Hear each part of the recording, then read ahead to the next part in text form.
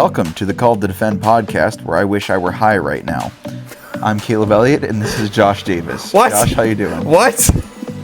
Don't what me like you haven't been reading mountain puns. Terrible, awful mountain puns. I didn't make them. Make no sense. I didn't make for the them. past, 15 minutes. Less. It felt like that. Honestly, it felt longer than that. Less.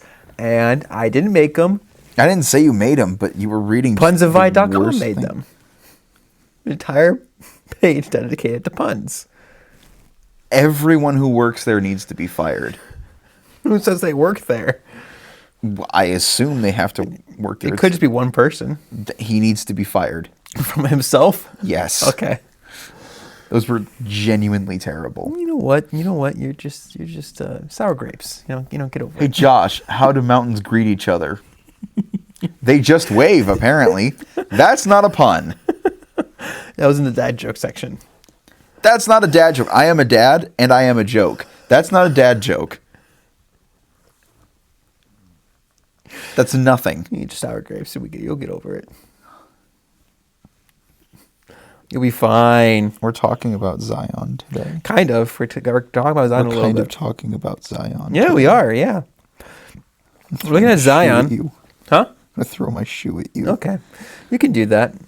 Zion. So I have a couple of quotes from a book I was reading, actually. I couldn't tell if he was he was a scholar, but I couldn't tell if he was an Old Testament scholar, in regards as in Christian Old Testament scholar, or if he was Jewish, because he didn't really talk about New Testament. Not that he really need to, because he's talking about Zion and Sinai, but there's times with his language he would reference New Testament, while sometimes he wasn't, so I couldn't really tell where he stood. Doesn't really matter. It was still a good work. Still Maybe a good he's Messianic Jew. Maybe. It was still a good book, where it's by John Levinson, and so he talks about, he gives these two big sections regarding Sinai and Zion. Sinai and its significance and the things that happen there, everything that builds up to it, and then Zion, in its more in its theological application and its significance within literature. Because when you look at Zion, the primary reference is going to be the city, not so much the mountain. You have to specifically look for Mount Zion, and you hope that your translation has it. And even if you're using a concordance or Logos, you have to specify if there's a capital M or a lowercase m, which is really annoying. Majority of the reference will be referring to Zion, the city. But then you still have Mount Zion itself. And so one of the things he said in his section on Zion was, the traditions of Yahweh's theophany, his earth-shattering apparition to man, even to some extent, his revelation of law, have been transferred from Sinai to Zion. Sinai has not so much been forgotten, but absorbed. And he expands on that more, what that kind of means in his mind, that is not merely just this idea of replacing, and there's other stuff, there's a little more stuff that goes into it. But his point was that you do see where they take Zion and treat it like it was Sinai. Sometimes they'll attribute things on Zion as if it happened on Zion, even though it was at Sinai it happened. It's like this, taking the theological significance of Sinai, slapping it right down on Zion, but also not just replacing it. Which makes sense. They kind of do that a lot in their cosmic geography language. But yeah. So another thing he says, that Zion, unlike Sinai, was a known site in Israel. I think this part's really interesting that he points out. The transfer of the divine home from Sinai to Zion meant that God was no longer seen as dwelling in extraterritorial no man's land, but within the borders of the Israelite community. Mm-hmm. The idea is, before, Sinai was not really a place claimed within the idea of that cosmic geography. You have Yahweh claims it in a sense with the burning bush and then with the commandments and all that stuff, but it wasn't their land. It was still in the wilderness, so it was in that testing zone. Right. But now Zion is associated as the Sinai within the borders of God's community people, within the borders of the promised land. So it's almost like the official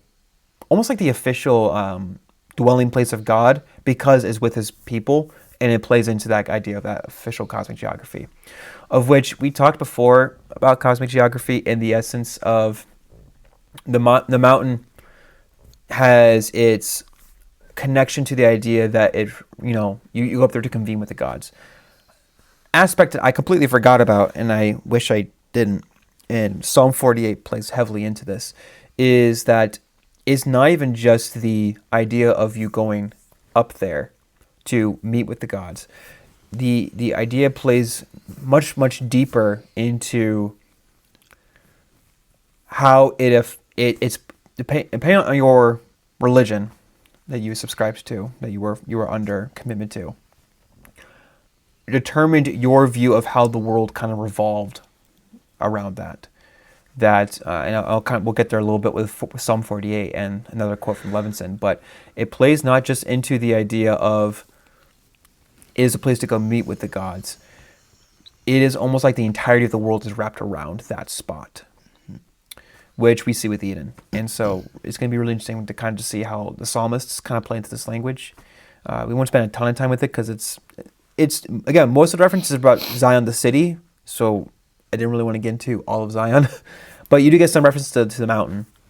And just kind of seeing what they do with it briefly and how they handle it, because the prophets play into it some more as well as some other mountains, so we don't need to dwell on it too much. But yeah, that's where we're going to be heading. It's going to be fun.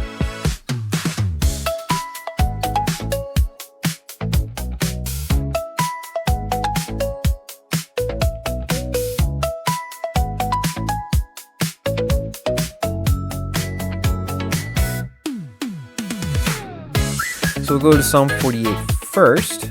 We won't spend too much time here, but Psalm 48 is a really good example of this, of what I'm just talking about, or what Levinson is about beginning to, I guess. So if you read the first verse, a psalm of the sons of Korah. Yahweh is great and very worthy of praise in the city of our God in his holy mountain. Beautiful in elevation, the joy of the whole earth is Mount Zion in the far north, the city of the great king. God is in her citadels. He is known as a high stronghold. For see, the kings assembled, they advanced together. They themselves saw it. So they were astonished. They were terrified. They ran off. And the psalmist keeps going. It's only 14 verses. It's not terribly long. But we've mentioned before how when you see the word earth, often refers to the land that you're at. The idea of the land that you're. But there's times where it refers to the whole earth or the whole land in regards to, at the very least, the whole known world that they have, which is then shown here because you have the fact that there are multiple kings that see it, and there's this trembling about it. And so the psalmist is referring to Zion here, which is the land of the community of God's people, as like the fulcrum, or like the center, the pinnacle point, where everything revolves around it. And so, this is another thing where Levin says is the cosmic mountain is kind of a fulcrum of the universe. It is on the line to which all the regions of the universe are referred, and it is somehow available to each of them. The base of the mountain lies in the chaotic underworld, and its head reaches into the heavens. On it, messages can be passed from heaven to earth, and vice versa. Which, when I read that, we talked about that with Eden a little bit, with the idea of the rivers. But I kind of then latched onto Eden as being like it in that way. Yeah. But in that theological idea that when, at least for the Hebrew mind, and it might be true for the other religions as well, that mountain that is subscribed to that God as like the primary mountain is the place that the world revolves around. And it is the center of life, which is just really interesting. Yeah, and it's interesting the language used there, right? It said it reaches from heaven, and then its base is in the underworld. Perhaps it's just because I'm reading the apostolic epistles right now. But that was a very Christological image to me. Yeah. Because, it talks about Christ descending into the underworld and preaching the gospel to the spirits contained therein. And then obviously that brings them up to heaven, those who choose to accept it, who chose to accept it at the time. And then obviously we are presented with the same opportunity. It's just interesting that specific language there chosen kind of reminded me of, I believe it's 1 Peter. Well, it reminds me, we're gonna get here. I've mentioned it so many times, and it seems to be growing in scholarly thought, and I don't need them to affirm my positions to make me, but it's kind of nice when you have people who are saying something similar. But the thought behind Caesarea Philippi, with Jesus saying establishing the rock, where it's almost like double entendre-ish, because he plays into the language of Peter being, the Petros, and then you have the Petros. He says, "Your name is Petros. And on this Petros." But they're at Caesarea Philippi. So on one hand, it's like saying, well, if you take the language of the entire New Testament, where Jesus is the foundation, but he's also the cornerstone, which then means if he's the cornerstone, then the apostles are the other stones that kind of build off that, Right. that then build up the church. So it's almost like saying you're like Petros, and he's placing those rocks down. But those rocks, that construction, that temple, that spiritual temple, is being built on Caesarea Philippi, which was connected to Bashan and Mount Hermon, which I have more notes from when we get there eventually in Caesarea Philippi. But in short, the idea of in that region, there's a lot of Jewish thought and other thoughts. But one of the thoughts was that for Bashan, was that it was connected as the mountain that led to the underworld.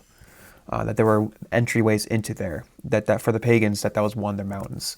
And so when Jesus talks about he's building that on his church on that rock, that double, where he's building off of the apostles, but that is also being done at Caesarea Philippi. So he's building over. The idea is that the church is being built over death, which, with what you're kind of talking about and what Levinson was referring to, it makes sense, because if the underworld is really just in their mind under the world, the mountain being that point that can touch the ground but also reach to the highest point, it makes even more sense to understand why that is so cosmic view, because it reaches the heavens and it has the base in the ground, which it then goes below the earth, really.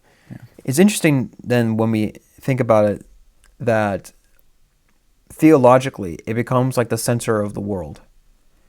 So it might not, it's not literally the center, but for them it is like what the world should be revolving around. And for us as Christians and for them as Jews, if it's Yahweh's mountain and he's claiming that this is the place I dwell, or this is the city that I dwell, this is the tabernacle that I dwell in, then this is the center of order, it's the center of life.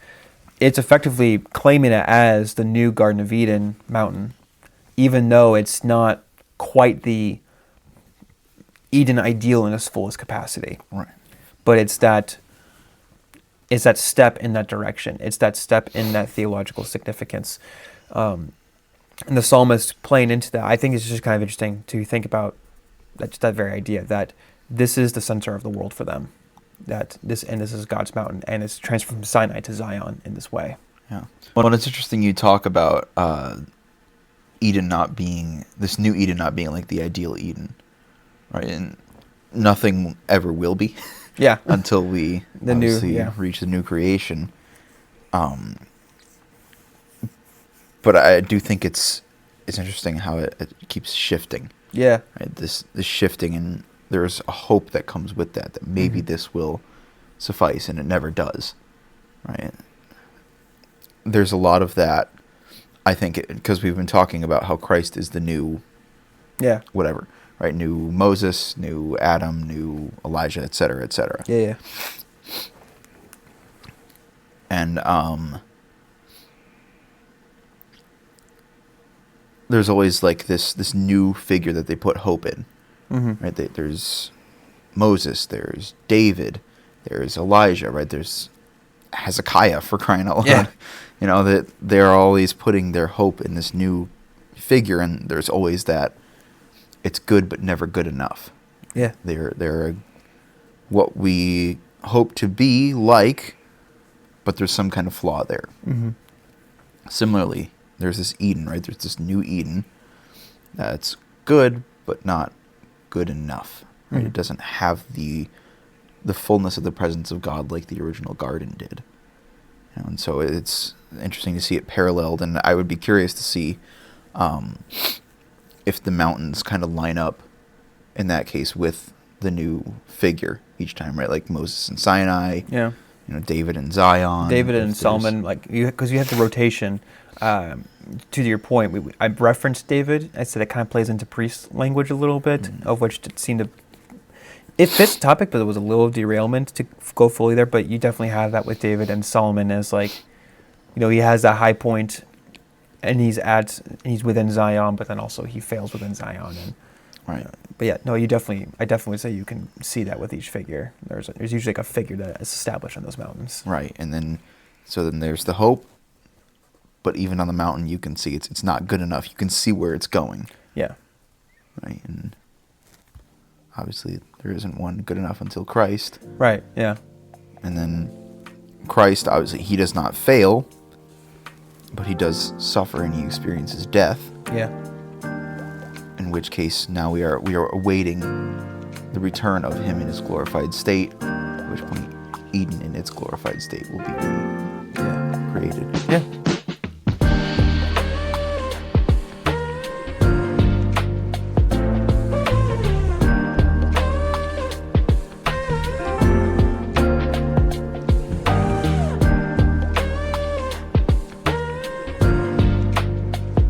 So we're going to turn to Psalm 74. Again, we're just kind of peruse through a couple different psalms briefly, kind of see what they have to say.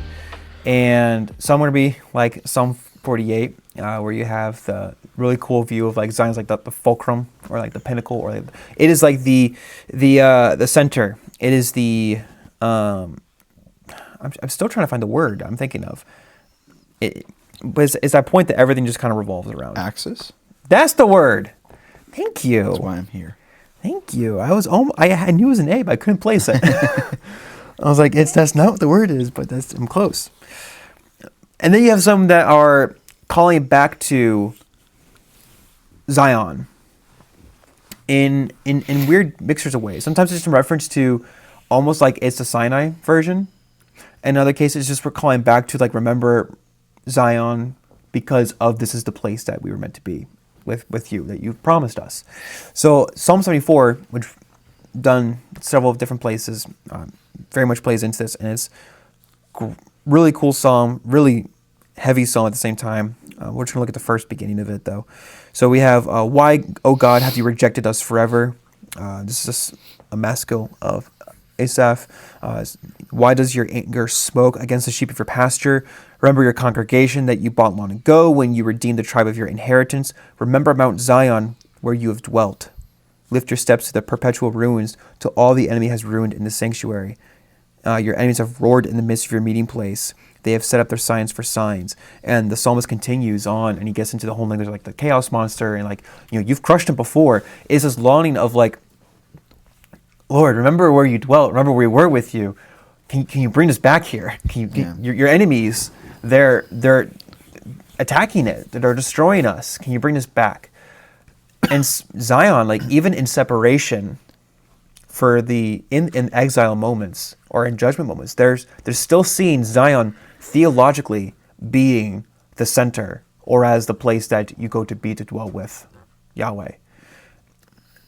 Where I think this idea, Eden, all those things, no matter theologically wherever that place is the idea of if that's God's dwelling place, that's where we want to be. And if we're exiled from it, is that desire to go back into it, to make sure we're not exiled like Adam and Eve were from the garden, of which the psalmist is experiencing we're outside of that garden spot.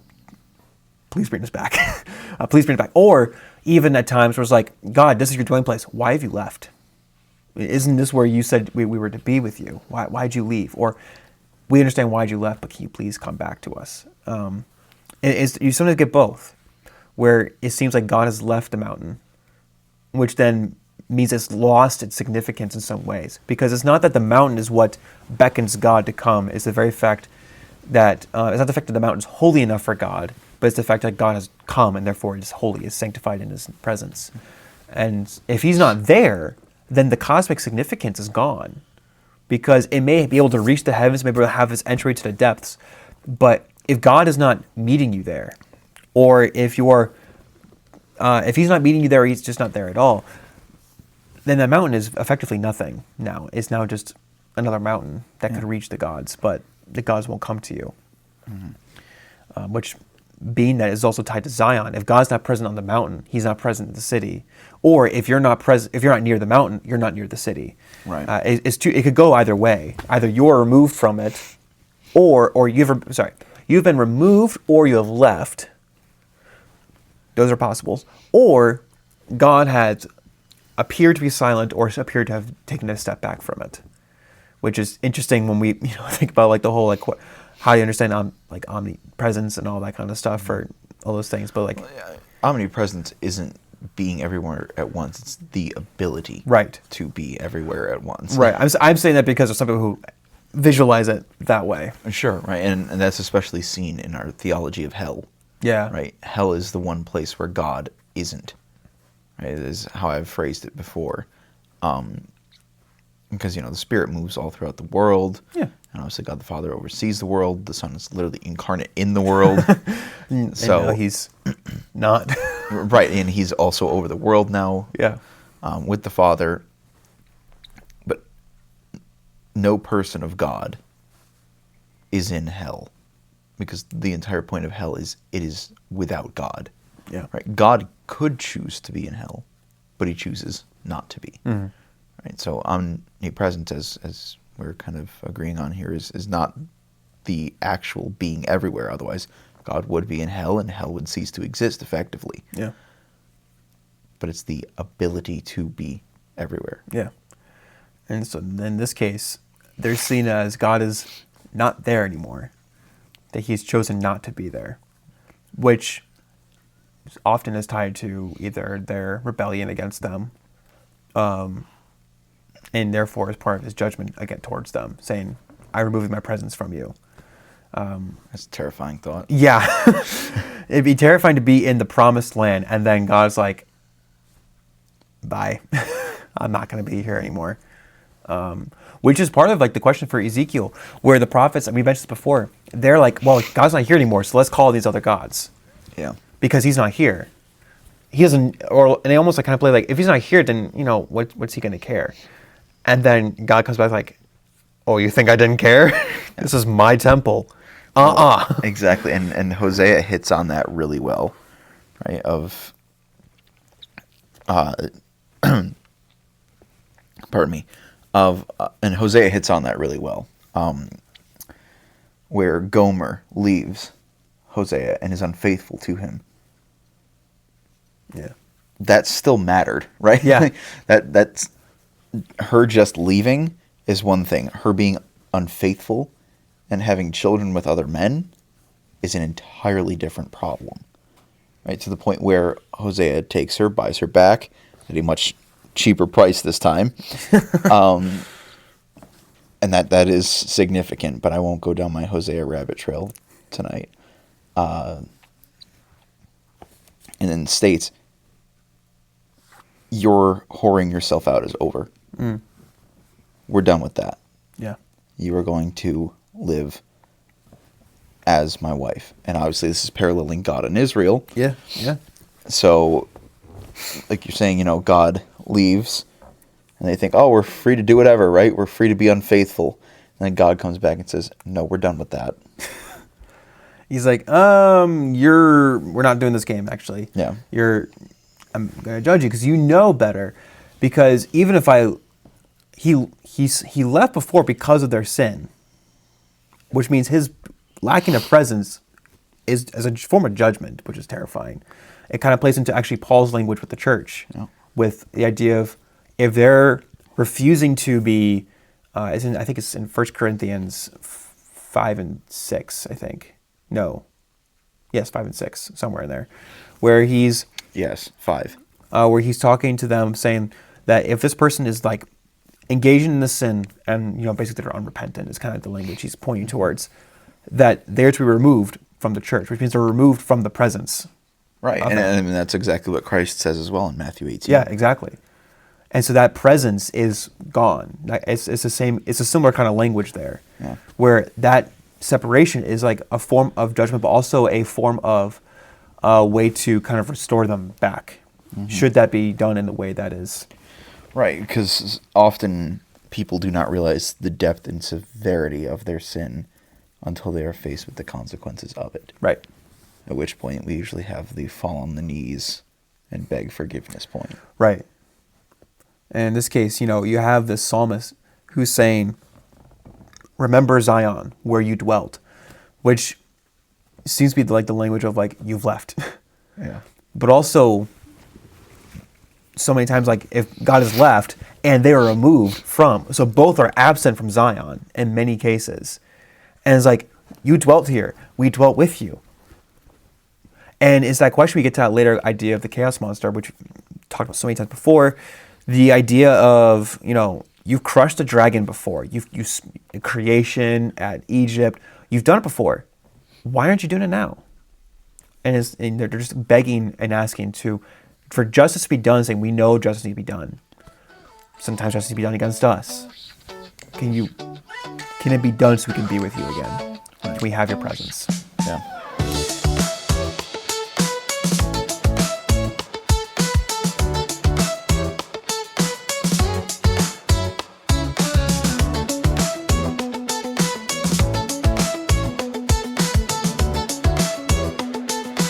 Psalm 78. Let's see here. Let's start at verse 60. For those wondering why I'm not keeping along with the Septuagint, it's because referencing the Septuagint for the Psalms is a nightmare. Yeah, he struggled with that last time. It was a fun time. Both times were fun. We'll start at verse 60. So he abandoned the dwelling place at Shiloh, the tent he had placed among humankind. He gave his strength into captivity and his splendor into the hand of the enemy. He also handed his people over to the sword, and he was very angry with his inheritance, referring to Israel.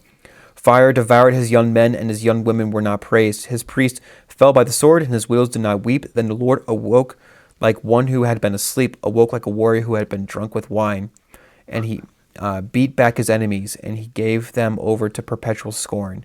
And he rejected the tent of Joseph, and did not choose the tribe of Ephraim, but chose the tribe of Judah, Mount Zion, that he loved. And he built his sanctuary like the heights, like the earth that he established forever. I think that one was really interesting. Like the earth he has established forever. With the sanctuary in Zion and all this stuff. He chose David, his servant, and took him from the sheepfold. He brought him from following nursing ewes to shepherd Jacob, his people, and Israel, his inheritance. And he shepherded them according to the integrity of his heart, and led them by the skillfulness at his hands. Really interesting psalm, and it's only that's the ending. That's 60 to 72, which means there's another 59 verses prior to it. It's a long psalm. It's a cool psalm. It's a long psalm. Yeah. But yeah, it's interesting, where you have the idea of he's given them up to judgment. He's like left them. He's also like let them go, and then he's like suddenly he comes back. Yeah. The idea of like he came back like a person who's awake, or like someone who like was just previously like drunk. Like the idea like he was been absent, but then suddenly he's there. Right. Like he just reappears back in their lives in a sense, and then he's like establishes Judah and Zion, like all these things, whereas as if it was like the foundations of the earth. Yeah. All of it being what he's going to be working through, which is just a really cool mixture of talking about his justice and the reason to praise him, and all these things mixed together in these last 12 verses. Yes, 13 or 12. I have to count in my head, but it's just really interesting. I think when it kind of refers to Zion in this idea of, yes, we're talking about the promised land going back there. Mm-hmm. But also, like, you have this other language that just keeps pointing to this is the place. Not just because it's promised, but it's the place. It is God's dwelling place. It is the place that he's established things. It's where he's established order. And he's bringing us back to the established order, which is reflecting, as we mentioned before, theologically, as if we're going back to Eden. Right. In a relational sense. Which, I don't know, I just think it's just cool. I don't know if you have thoughts on Psalm 78? Yeah, Psalm 78. Not in particular. Yeah. And then you're just dealing with the shepherd language, which is it's just always kind of cool. You see the shepherd language, and Jesus plays into shepherd language again later. And right. Well, it's also interesting to see the shepherd and the warrior kind of juxtaposed again. Yeah. That's a good idea. That's a good point. Obviously, I believe it's being written by David. Psalm 78. So let me confirm. Maybe Gotta not. scroll. Asaph. Oh, really? No kidding. Yeah, Asaph. It honestly sounded a little bit Davidic, but so then even more so, it's interesting that it plays into that, right? Because David would make sense, right? He goes shepherd to warrior. Yeah. But it's not written by him, so it's interesting that even. Well, yeah, because I know I didn't think about this. He says, and he chose David, his servant. Like it. Right. Yeah. Or treats David as a That's central why figure. I kind of thought, Yeah. it must be Davidic, but no. He's referring to David. Yeah, and took him from the sheepfold. So yeah, it's referring to what he's done with David. It's like telling the story of Israel. Yeah. In these last few little verses. That and even the judgment to come, right? Because he mentions how God did not choose Ephraim, but Judah. Well, if I had a nickel for every time I reference Hosea, right? Hosea's whole thing is judgment upon Ephraim, right? Ephraim and Israel, and saying, Judah, don't get on your high horse. It's coming for you too, but later.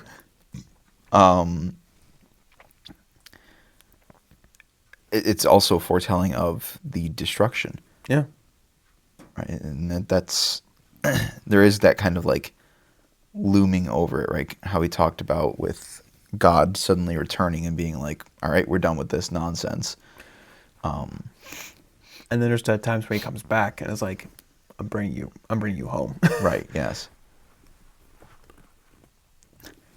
Sorry, it was kind of like it's when actually, you know what? I'm going to take it this direction. Okay. There was a video. I can't remember if it was a movie or if it was like an actual thing that happened. I feel like I'm pretty sure it was a movie. Yeah, it had to have been. Where this is a little bit off topic, but I think it kind of gets us to the point we're going to.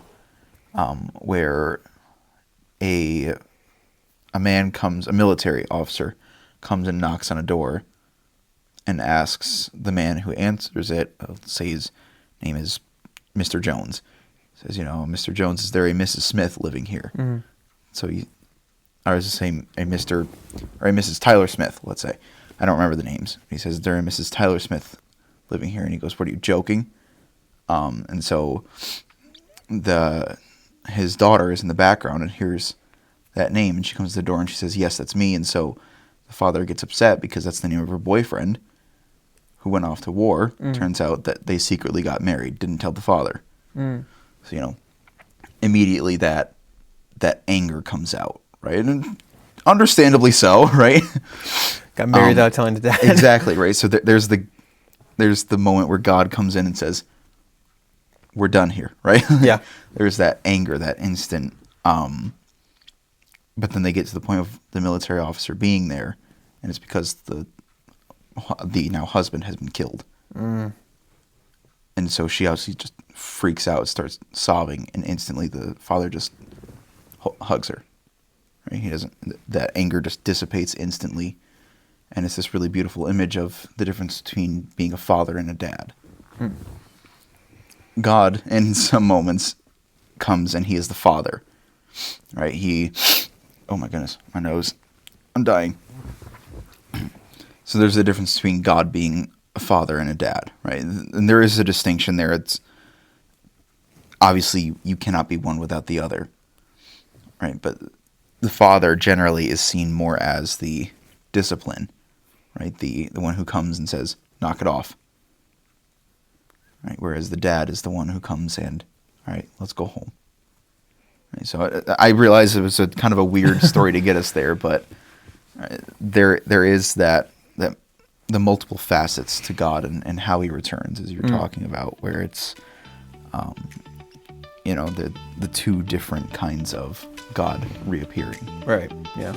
Sometimes it's in judgment and anger, deservedly so, and sometimes it's All right, let's just go home. Yeah.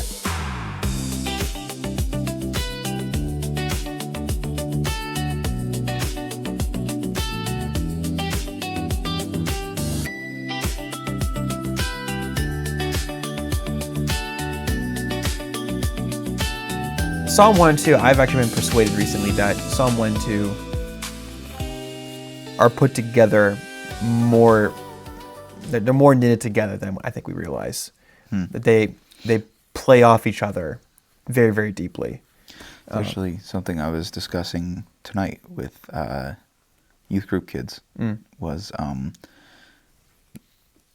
how we kind of look at Psalms and Proverbs in ways that aren't fully wrong, but aren't really right. Yeah. In that we look at Proverbs as like, oh, it's just like a bunch of sayings. Right. And we look at Psalms like, okay, well, each individual Psalm, and I said, David didn't sit there and go, and this is Psalm 1, and this one's Psalm 2, right? Like, these are arranged and compiled in specific ways for specific reasons. Right, yeah. Right, but we often just kind of treat them as, they're their own atomistic. Yeah. Right, like Proverbs is famous for, people just rip a proverb right out. Just go, oh, yep, yoink. Well, no, it's there for a reason. It's specifically in the place that it's in for a reason. Yeah. Right? These are not just random thoughts that Solomon is just spitting out. He's the wisest man, well, second wisest, but At the time, he was the wisest. obvious company excluded. He's the wisest man to ever exist. Right. He's going to arrange them in a specific way. Yeah. So it makes sense. I say that to say it makes sense that 1 and 2 are very interconnected. They are. And I was just rereading. So my girlfriend and I read a psalm a week together. Aww. And we talk about it every week. That actually is pretty sweet. And then we also, I found this group, Poor Bishop Hooper. They did an entire project where they did their own song, and they're not the most creative songs, but they're still really nice. I love having it as background. I even sometimes listen while I'm at the gym. It's just really calming. But they did a song based on each psalm. They even did Psalm 119. They just broke it up by each section. And so I sent 119. Sorry, 119. Yeah, sorry. I was gonna ask, have you hit Psalm 119 yet, and are you planning to just do that all in one go? And reading with your girlfriend? We're at Psalm 14 right now. All right, let's cross that bridge long when we come to it. Okay. But we read our psalm. We talk about it on Sunday or Monday, depending on what our schedules are like.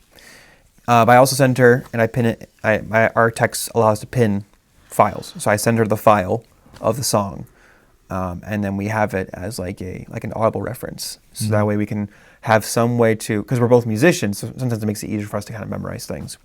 Or sometimes it kind of provides an interesting perspective, even though it's not directly quoting the entirety of the psalm, but sometimes it's based on it. And you can sometimes hear some of the things that they are enunciating differently. And you're like, oh yeah, I didn't think about that. And it just kind of gives you something to meditate on. So all to say is that I went back to Psalm 1 and 2, and this morning I was in Psalm 1, and then I started looking at Psalm 2, and there's a lot of very interesting parallels. So it's going to be really hard not to talk about, in my head, about the two of them together. I'm going to try my best not to tie them together right now, just for brevity. But I will say that Psalm 2 is one of the most referenced Psalms in the New Testament, and tying it to Christ. Mm-hmm. So it's very important for the New Testament authors. So we'll see that a little bit, but I'll do my best just to focus on Psalm 2 itself, because I know I can go to places. And Psalm 2 is not that long, so I think I can just read this one quickly through. Why do the nations rage and the peoples plot in vain? The kings of the earth take their stand, and the rulers conspire together against the Lord and his anointed one. Let's tear off their chains and throw the ropes off of us. The one enthroned in heaven laughs. The Lord ridicules them. Then he speaks to them in his anger and terrifies them in his wrath. I have installed my king on Zion, my holy mountain. I will declare the Lord's decree, he said to me. You are my son. Today I have become your father. Ask of me, and I will make the nations your inheritance, and the ends of the earth your possession. You will break them with an iron scepter. You shall shatter them like pottery. So now, kings, be wise, receive instruction, you judges of the earth. Serve the Lord with reverential awe and rejoice with trembling. Pay homage to the Son, or he will be angry, and he will perish in your, and you will perish in your rebellion. Almost committed heresy there. His anger may ignite at any moment. All who take refuge in him are happy. There are very few things you do not want God to do. Laugh is one of them. And not in the way that you made a funny joke. Exactly. You do not want to be on the receiving end of God laughing At you in mockery. Exactly. That is...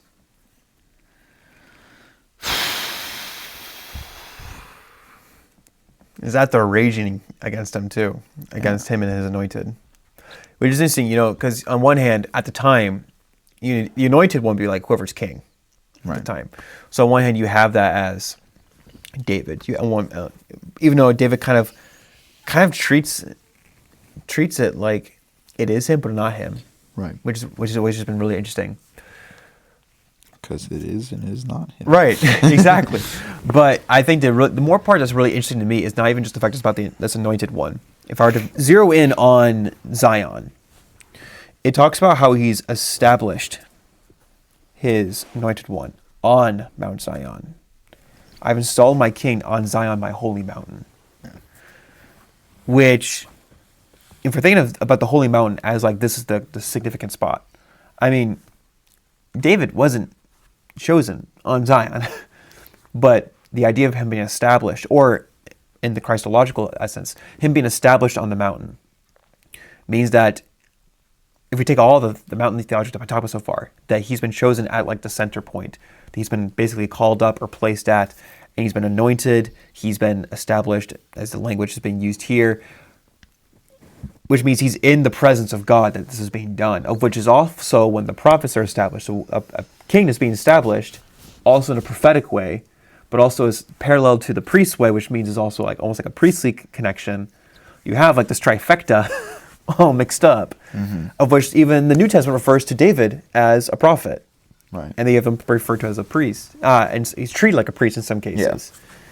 Very bad priest, but he's treated like one at times. And then he's treated as the king because, well, duh. Duh. But all the way back here, and then the New Testament authors take the psalm so many times and are like, Jesus, Jesus, Jesus, Jesus, Jesus. Mm-hmm. He's the one who's been established on Zion. Right. And he's the one that's truly the king, the priest, the prophet in God's presence that has ascended the mountain and has been established. I'm going to kick this phone over eventually. But yeah, but then you also get the son language of this anointed one that's on the mountain. I will declare the Lord's decree. He said to me, "You are my son. Today I've become your father." And, my brain just shut down. That's okay. I've been there for this whole recording. I'm not going to go there, I guess. I don't want to backtrack my brain. But it's interesting then you have this, that the ending statement is like, because of the anointed one that's been established. Now you other kings, wisen up, receive instruction. You judges of the earth, serve the Lord with reverential awe and rejoice with trembling. He's like, all the other kings out there, knock it off. just stop. Pay homage to the Son, or he will be angry.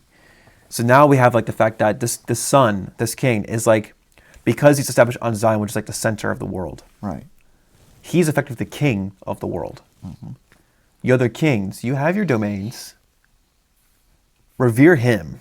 Yeah. Because he will be angry if you don't. Which, again, I guess just, I don't want to sound like a broken record, but really plays into, I guess, in my family to mention this at the very beginning of the series. The Cosmic Mountain is not just you go up there to meet with the gods, but it is like the center of the world. Mm-hmm. And if Yahweh is God, then it is truly theologically the center of the world, right, where he's established.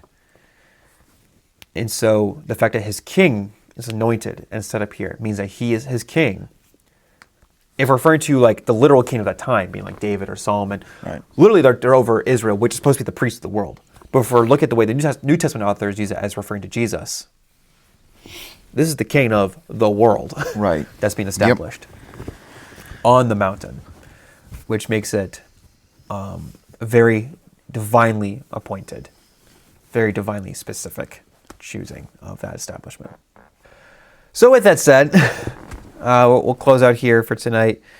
And if you want to be an absolute king, go ahead and like and subscribe to the channel. Really helps us out, and let us know what you've thought thus far about the Mountain series. A little bit of a shorter episode today, but I think it still definitely got the point through. Yeah. Sorry for sounding like a broken record, but... No. Well, it's a good reminder that we are not the center of the world. Yes. Yeah.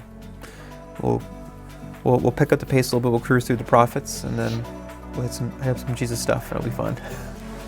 Sounds good. Yep. New Testament is a lot shorter, I'll say that. Okay. Once you get past Jesus, there's barely any mentions of mountains anymore. Yeah. But yeah, with all that said, thanks for tuning in, guys. We'll, Lord willing, see you guys next week.